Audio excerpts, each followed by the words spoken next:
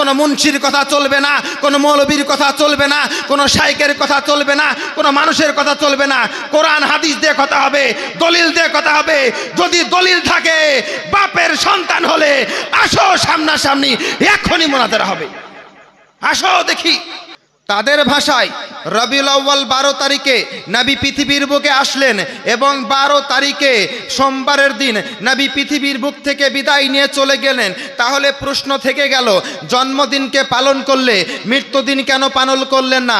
শুভ দিনকে পালন করলে, আগমন দিনকে পালন করলেন, ওয়েলকাম দিনকে পালন করলেন, অথচ 12 রবিউল আউয়াল সোমবারের দিন নবী পৃথিবীর বুক থেকে চলে গেল। শোক দিবস কেন পালন করলেন না? ওয়াফাত দিবস কেন পালন করলেন না? মৃত্যু দিবস কেন পালন করলেন না? আমি সেই সমস্ত কাঠমুল্লাকে বলতে চাই, সেই সমস্ত অন্ধ শাইখদেরকে বলতে চাই, বেটা হাদিস পড়ো, কোরআন পড়ো, ফিকহ পড়ো, ইজমা পড়ো, কিয়াস পড়ো, তারপরে কথা বলো। কিতাবুল আন্দাজ অন্য কিতাব থেকে কথা বললে হবে না। কোনো মুন্সির কথা চলবে না, কোনো মৌলবীর কথা চলবে না, কোনো শাইখের কথা চলবে না, কোনো মানুষের কথা চলবে না। কোরআন হাদিস দিয়ে কথা হবে, দলিল দিয়ে কথা হবে। যদি দলিল থাকে, বাপের সন্তান হলে আসো সামনাসামনি, এখনই মোনাজারা হবে। আসো দেখি। মুসলমান, ফাঁকা মাঠে গুলি মারলে হবে না। 12 রবিউল আউয়াল নবী পৃথিবীর বুকে এসেছেন, বাস্তব কথা। কিন্তু 12 তারিখ রবিউল আউয়াল মাসের 12 তারিখে নবী পৃথিবীর বুক থেকে বিদায় নিয়ে যাননি। আর যে ইলজাম লাগানো হয় রবিউল আউয়াল মাসে তোমরা নবীর আগমন দিবস, জন্ম দিবস পালন করছো, ওয়াফাত দিবস কেন পালন করছো না? এই মূর্খের দল, হাদিস পড়ো, ফিকহ পড়ো, ইজমা পড়ো, কিয়াস পড়ো, ইমামদের মত পড়ো। নবীদের ওয়াফাতটাও আমাদের জন্য কল্যাণকর, বলুন সুবহানাল্লাহ। এই খাতাটা দেন, খাতাটা দেন দেখি। নবীর পৃথিবীতে এসেছেন, ওটা আমাদের জন্য কি কল্যাণকর? ওটা আমাদের জন্য কি বলুন? এই কি আমাদের জন্য কি? ওটা কল্যাণকর। এবং নবী যে পৃথিবীর বুক থেকে ওয়াফাত নিয়েছেন, ওটা আমাদের জন্য কি বলুন? ওটা আমাদের জন্য কি? হ্যাঁ, কল্যাণকর। কথা বলতে হবে, কি কর? কল্যাণকর। এই যদি সব সময় মনে রাখেন, আমাদের উপরে যে ভরসা রাখেন, হঠাৎ করে আপনাকে কেউ প্রশ্ন করলো বুখারীতে এই জিনিসটা আছে, আপনি বুখারী দেখলেন না, ফোন লাগিয়ে দিচ্ছেন, হুজুর এই কথা বলছে, কি বলবো? না, ধার করা অস্ত্র দিয়ে কতদিন কাজ চালাবেন? আপনাকে কেউ হামলা করতে এসেছে, আপনি তাকে বলবেন দাঁড়াও, লালগোলা বাজার যাই, একটা কিনে নিয়ে আসি, তারপরে তোমার সঙ্গে মোকাবেলা করব, দাঁড়িয়ে থাকবে? এগুলা হয়? শত্রুপক্ষ সামনে দাঁড়িয়ে আছে, আপনাকে আঘাত করবে, আর আপনি যদি বলেন ভাই মারবা 2 মিনিট দাঁড়াও, আমি একটু সেজে আসি, সময় দেবে? সময় দিবে? না না না, কখনো সময় দেবে না। সব সময় ধার করার উপরে নির্ভর করবেন না, আলেমদের উপরে নির্ভর করলে সব সময় চলবে না। নিজেদেরকেও তৈরি থাকতে হবে, নিজেদেরকেও জবাব দিতে হবে। যেটা বলছিলাম, রবিউল আউয়াল মাসের 12 তারিখে নবীর জন্ম দিবস, নবীর আপনার আগমন দিবস। বাস্তব কথা, তারা বলে এটা ওয়াফাত দিবস, কেন পালন করো না? আমি যেরকম বলেছিলাম, নবীর জন্মটা যেমন আমাদের কাছে কল্যাণকর, নবীর ওয়াফাতটাও আমাদের কাছে কল্যাণকর।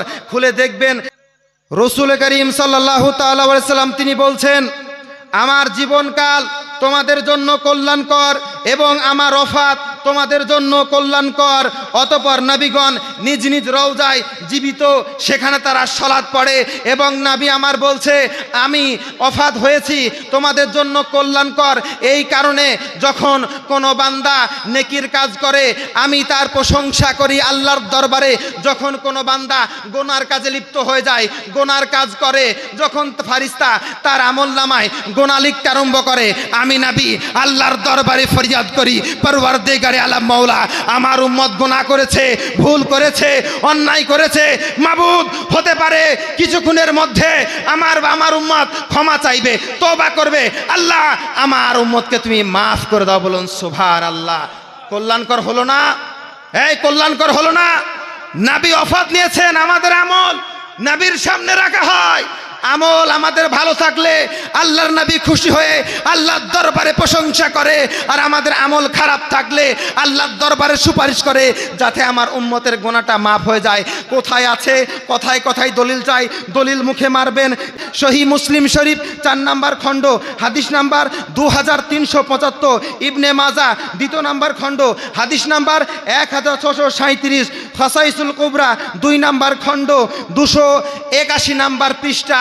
যে সমস্ত ব্যক্তিগুলা কথায় কথায় দলিল চায়, যে সমস্ত ব্যক্তিগুলা তর্কের মধ্যে জড়িয়ে যায়, এই সমস্ত দলিলগুলা তাদের মুখের মধ্যে মারবেন আর বলবেন, দেখো আমরা নবীকে মৃত্যু মনে করি না, নবী পৃথিবীর বুক থেকে বিদায় নিয়েছেন আমাদের জন্য কল্যাণকর। যেমন ভাবে নবী আমার পৃথিবীর বুকে ছিলেন, সব সময় আল্লাহর দরবারে কান্না করতেন, পরওয়ারদিগারে আলম মাওলা আমার উম্মতকে আমার হওয়ালাই করে দাও, রব্বি হাবলি উম্মতি, এ পরওয়ারদিগারে আলম মাওলা আমার উম্মতকে মাফ করে দাও। কখনো নবী নামাজরত অবস্থায় আমাদের জন্য ক্ষমা প্রার্থনা করেছেন, দোয়া চেয়েছেন। কখনো নবী হীরা গুহার মধ্যে যে দিনের পর দিন কাটিয়েছেন আমাদের জন্য। কখনো নবী রোজা রেখেছেন, দোয়া করেছেন আমাদের জন্য। কখনো নবী তাহাজ্জুদে দাঁড়িয়ে গেছেন, তাহাজ্জুদের নামাজের পরে আমাদের জন্য দোয়া করেছেন।